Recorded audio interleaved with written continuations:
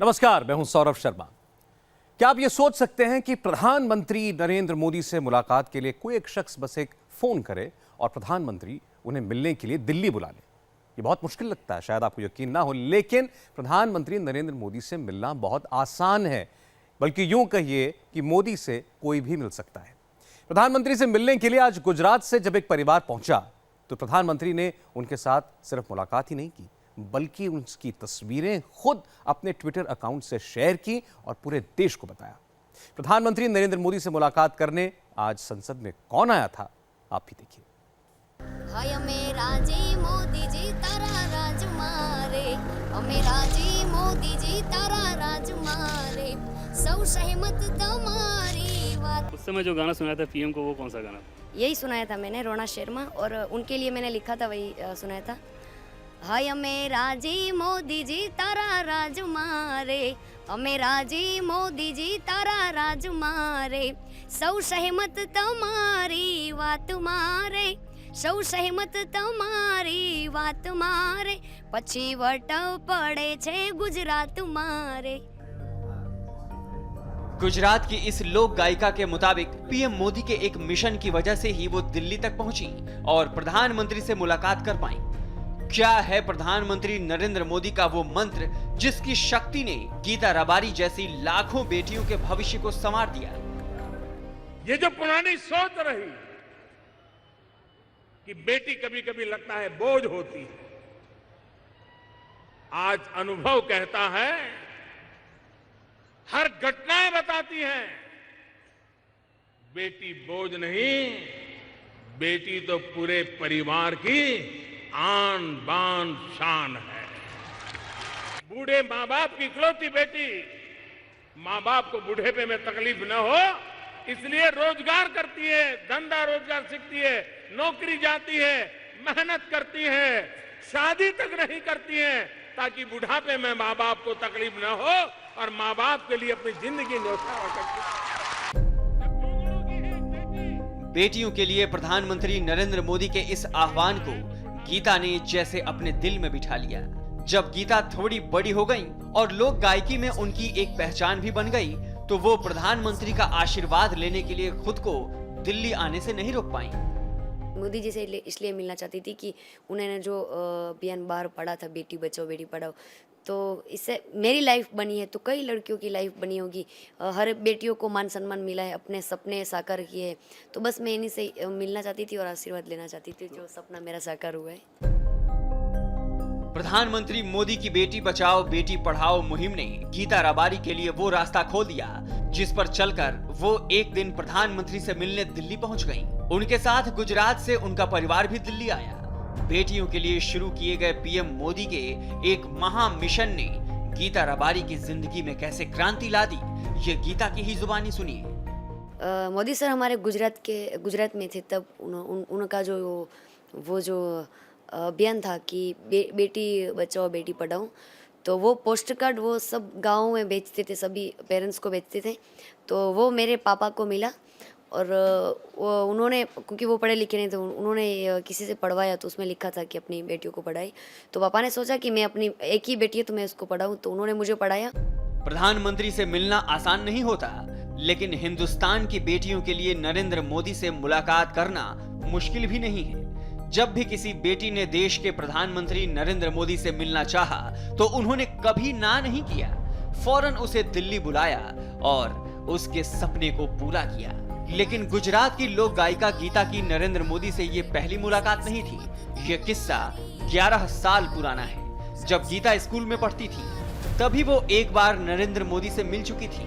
जब गीता ने एक गाना सुनाया था तो उनके टैलेंट को नरेंद्र मोदी ने उसी वक्त पहचान लिया था और उन्हें इनाम में 250 रुपए दिए थे। जब मैं छोटी थी तो स्कूल में गाती थी, तो हमारे कच्छ में, गुजरात में कच्छ में रणोत्सव में, आपने वो सुना ही होगा रणोत्सव में, तो वहाँ मोदी जी उपस्थित थे जब गुजरात में थे। तो उनके सामने मैंने सॉन्ग गाया था। तब तो मैं बहुत छोटी थी। तब उन्होंने मुझे 250 रुपये दिए थे और पुरस्कार दिया था और बोला था कि बेटा तुम अच्छा गाती हो, इसमें प्रैक्टिस करना, आगे बढ़ोगी। तो मोदी जी जब गुजरात के मुख्यमंत्री थे तब कच्छ उत्सव में वहाँ पे गए हुए थे, वहाँ पे अपने स्कूल की तरफ से गाना गाया। हाँ, तब मैंने, सब गा रहे थे तो मैंने भी गाया, तो उन्होंने मुझे दिया। सब दूसरे लोगों को नहीं दिया, मुझे दिया। हमारे कच्छ के जो शासन थे विनोद भाई चावड़ा, उनको बोला कि भाई मुझे एक बार अब फिर से मिलना है। तब तो मैं बहुत छोटी थी, अगर हो पाए तो मुझे बताना।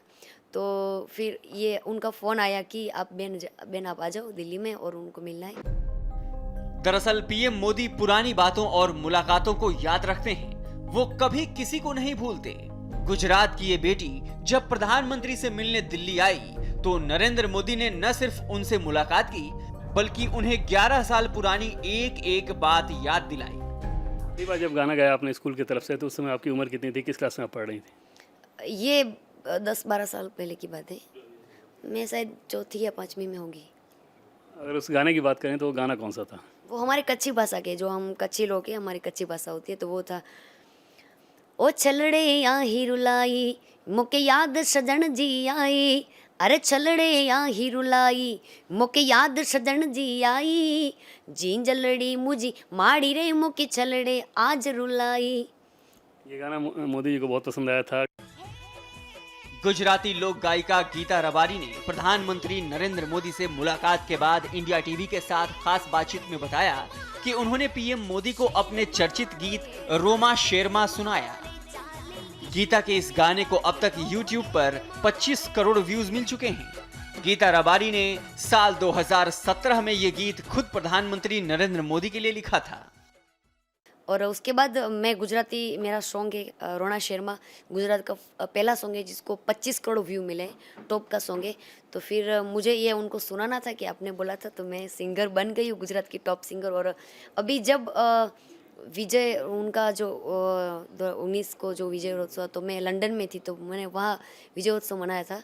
तो फिर मुझे तब यह बहुत अच्छा लगा, क्योंकि हम इंडियन के लोग जब विदेश में जाते तो वो लोग हमारा पासपोर्ट देख के ऐसे बोलते, ओहो आप इंडिया से हो, मोदी जी के वहाँ से हो। मुझे मिलना था कि मुझे इस व्यक्ति से मिलना है, ऐसे पुरुष से मिलना है जिसने अपनी लाइफ, अपना पूरा जीवन देश की सेवा में लगा दिया है। और इसकी वजह से हमारा जो ये देश है, भारत देश है, उसका बहुत लेवल बहुत आगे आ गया। उनकी वजह से सब लोगों को, बाहर के देशों वालों, तो उनकी तरफ से हमें मान सम्मान मिलता है।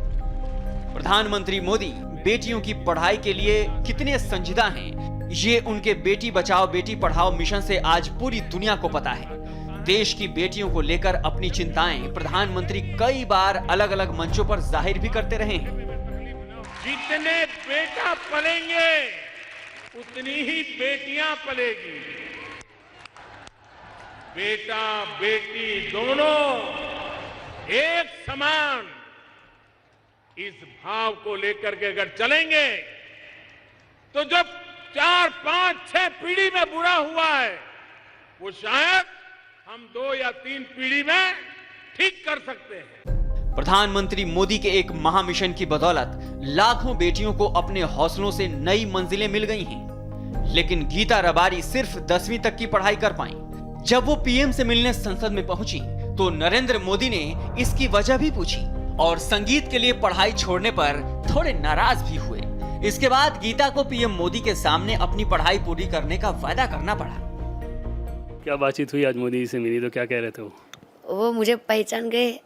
उन्होंने बोला, अरे गीता तू बहुत मोटी थी क्यों। तो मैंने बीच में पढ़ाई छोड़ दी है 10th तक। तो उन्होंने बोला अब तू अपनी पढ़ाई पूरी कर, ये अच्छा नहीं लगा मुझे तूने छोड़ दी, तो अब मैं पूरी करूँगी। और उनके जो भी नए प्रोजेक्ट होते हैं, स्वच्छता अभियान, वृक्षारोपण, बेटी की पढ़ाइयाँ, कई भी जो भी उनके जो प्रोजेक्ट है उसमें मैं मुझसे जो भी होएगा मैं अपना प्रोत्साहन दूंगी और उनके सभी कार्यों में अपना योगदान दूंगी। तो गाने के चलते आपने 10th के बाद पढ़ाई नहीं की, मोदी जी ने आज कहा कि नहीं ये पढ़ाई जारी होनी चाहिए। हाँ, तो मैं अपनी पढ़ाई पूरी की करूँगी। और उन्होंने बोला था कि अब अगली बार मिल तो तब तू पढ़ाई पूरी करके मिलना। कच्छ के तप्पर गांव की रहने वाली गीता रबारी ने 5वीं क्लास से ही गाना शुरू कर दिया था। उनका परिवार जंगलों में रहने वाले मालधारी समुदाय से ताल्लुक रखता है, इसलिए उन्हें संगीत की कोई तालीम नहीं मिली।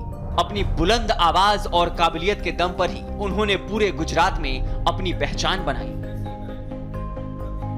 ये सब वो लोग हैं जो कि जाहिर तौर पे गुजरात के उस इलाके से निकल कर, सोचिए कि जब मुख्यमंत्री थे नरेंद्र मोदी तो उन्होंने एक संदेश दिया, गीता बहन ने उस संदेश को पकड़ा और आज यहाँ तक पहुँची हैं, यहाँ तक प्रधानमंत्री नरेंद्र मोदी से मिलने आई हैं। कैमरा पर्सन रोहित के साथ देवेंद्र पराशर, इंडिया टीवी, दिल्ली।